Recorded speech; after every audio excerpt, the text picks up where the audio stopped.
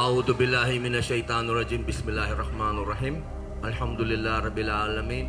Bismillahi wassalatu wassalamu ala rasulillahi. Assalamualaikum warahmatullahi wabarakatuh. Pagbati po ng kapayapaan at awa ng Panginoon Diyos sa inyong lahat. Mga mahal kong kababayan, napakasarap pong tumayo rito sa harapan ninyo dahil kayo po ang mga tunay na bayani ng Inang Bayang Pilipinas. Gusto ko muna pong magbigay pugay unang-una sa susunod na Pangulo ng Pilipinas, Inday Sara Duterte. Duterte! Duterte! Duterte! Duterte! Ang sarap!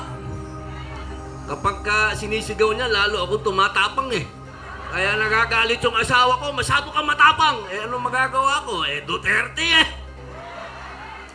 Alam niyo po, ako po ay dire-diretso, kami pong dalawa ng aking hinahangaan din. Ito po ay aking sinasaluduhan din. Ito pong pangalawang, masasabi kong pangalawang pinuno namin. Gusto ko pong magpugay kay Amy Marcos, Senator Amy Marcos. Magkasabay po kami sa eroplano. Pagkatapos po namin na makipagtunggali sa Senado, diretso po kami sa airport, sakay ng eroplano, diretso dito. Akala namin mawawala pa kami dahil ang tagtag po ng eroplano papunta dito. Nagbubulungan pa kami dalawa. Patay tayo kasi Malaysian Airlines. Patay tayo dahil dalawang eroplano na itong nawala. Tatlo na. Pangatlo sana kami. Kung tinignan niyo po kami, nakatalokbong kami pareho ng kumot. Ito na to. Pero alam nyo, yung takot na yon napupunta sa tapang kasi alam namin, makikita namin si Inday Sara dito. At siyempre po, gusto ko pong linawin muna. Panalo ang mga senador namin. Malinaw na malinaw po yun. Kung makikita nyo po yung mga resulta, may mga lugar na hindi nila kayang, sabi nila, milagro, katarantaduhan, magic yun. Alam niyo, tingnan nyo po ang resulta. Makikita nyo yung Duterte sa maraming lugar, straight. Pati ang mga taga-gobyerno, bumoto ng straight. Yan po, kaya gusto kong sabihin sa aking mga mahal na senador, waiting lang kayo. Dahil sa 2028 sigurado, uupo na kayo.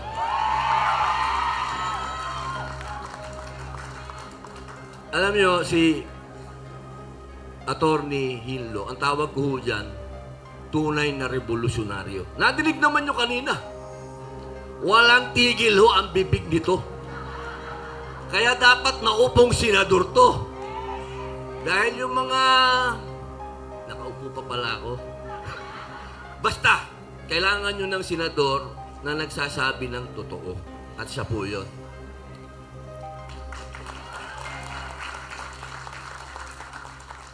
Si Doc Mata, matagal na hong walang doktor sa Senado. Maraming doctorate doon. Paulit-ulit na lang, ibig ko pong sabihin. Alam niyo, pag paulit-ulit, mahirap yun eh. Kailangan ng bago. Ayan po si Dr. Mata. At ito po, gusto kong madinig ni Jimmy to. Handa kong ipagpalit ang pagiging senador ko sa iyo. Handa akong bumaba sa pagiging senador para sa iyo. Gusto kong tandaan mo yan, kaibigan. Dahil naniniwala ako sa iyo. Itong taong ito, nag-aral to ng abogasya, hindi para sa sarili niya, kung hindi para sa inyo. Para maipagtanggol kayo. Kaya sa 2028, huwag niyo pong kalilimutan. Seryoso po ako ha, hindi ako nagbibiro. Opo. Huwag niyong kalimutan itong taong ito sa 2028. Ngayon, mabalik po tayo dito sa atin. Ang ganda nito, kalayaan, kinabukasan, kasaysayan. Sabi nga ni ng ating susunod na Pangulo, KKK. Diba? Yan ho ang tandaan po natin, ha? Utang natin ang kalayaan natin sa KKK. Yun po yung katipunan. Kataas-taasan, kagalang-galangang katipunan ng mga anak ng bayan. Sino po ba yun? Kasi masyado nilang inaapi yung mga artista eh. Palibasa, hindi nila kilala ang kasaysayan. Sino ba ang KKK? Andres Bonifacio, Emilio Jacinto, Macario Sakay, lahat po yan artista ng entablado. Kapag binasa niyo po ang kasaysayan, yung mga tao na yan, sila po ay mga artista. Yan po ang hindi alam ng maraming tao. Ano ang ginawa nila sa mga artista na yon? Isa, pinatay. Yung isa, naging pugante. Yung isa, naging presidente rin ng Pilipinas, si Macario Sakay. Pero, binitay ng Amerikano. Ano po yung gusto kong sabihin sa inyo? Huwag po sana kayong maniwala sa mga naninira sa mga artista na kami mga bobo. Sila po ang bobo dahil paulit-ulit na sila dyan, wala pa silang nagagawa. Ano po ba ang ginawa nila sa mga artistang bumuo ng KKK? Inagaw nila ang revolusyon. Kasi tapos na po ang rebellion eh. Tandaan po natin, magkaiba yung rebellion, magkaiba ang revolusyon. Ang rebellion, yung lumaban tayo. Yung revolusyon, ibig sabihin, mag-uumpisa na tayo.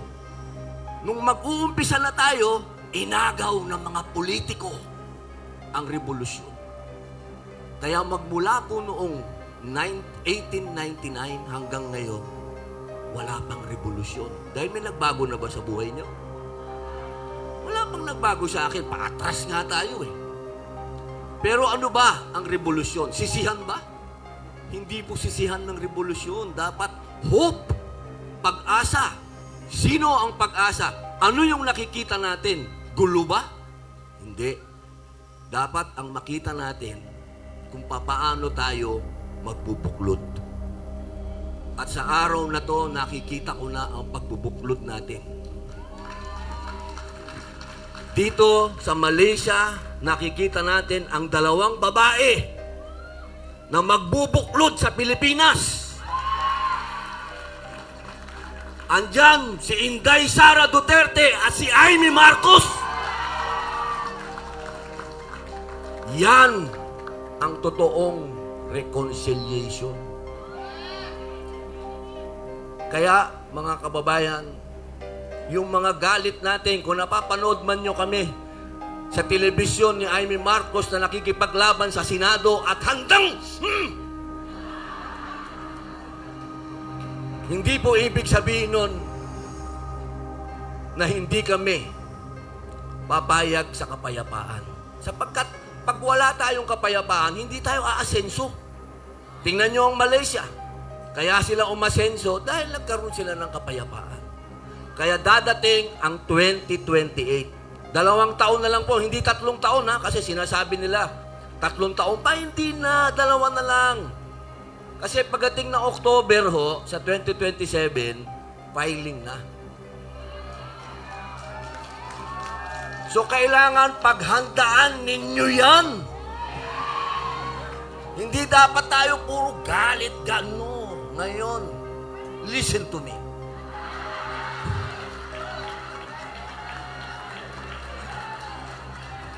Friends, Filipinos and countrymen, lend your ears.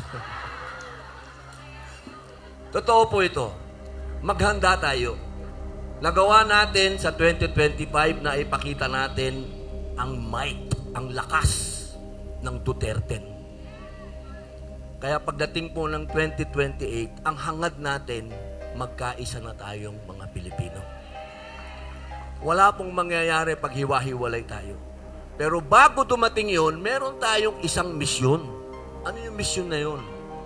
Bring him home! Hindi tayo magkakaroon ng pagkakaisa hanggat nakakulong si Digong. niyo ba, balak na nila akong sunugin sa Pilipinas. Pambihirang mga tao yun, no? Nagkaroon po sila ng movement kahapon, alas 11 ng tanghali, susunugin daw ako. Aba, pag sinunog niyo ako, mabango ko, amoy tigong ako eh. Alam niyo, yung mga taong saksakan ng mga yabang na yan, puro salita lang. Ang mga taong katulad ng mga OFW, yan ang gawa. Huwag kayong matakot sa puro satsat. Matakot kayo sa mga taong aksyon. At yan ang mga Duterte. Tandaan ninyo. Sabi nila, paano magbabago ang Pilipinas? Titingnan nyo yung Davao. Kwento mismo ni Dr. Mata, sasabihin nila si Robin Padilla, di naman taga Davao yan. Ano alam niya? Eto, nagkwento siya kanina kung gaano kagulo ang Davao bago dumating si Digong. Kung paano si Inday Sara Duterte inayos din ng Davao, nabaon sa utang, binayaran niya lahat ng utang. Yan si Inday. Kaya sana, pag tinitingnan niyo po ako, tatandaan niyo lagi, si Robin Padilla hindi politiko. Si Robin Padilla, sa 2028, campaign manager ako ni Inday Sara Duterte at ni Amy Marcos. At siyempre, ang mga senador nila, Doc Mata, Jimmy Bondok, Atty. Hinlo, at kung sino pa ang pipiliin nila. Tandaan niyo po, ito na yung huli nating pagkakataon. Sana yung mga kamag-anak natin sa Pilipinas, kakausapin niyo sila, hindi tayo pwedeng puro galit. Dadating ang panahon na kayo ay muling susulat sa inyong mga balota. At pagdating nung araw na yan, tandaan po ninyo, yung hope, yung pag-asa. Hindi pwedeng puro politika.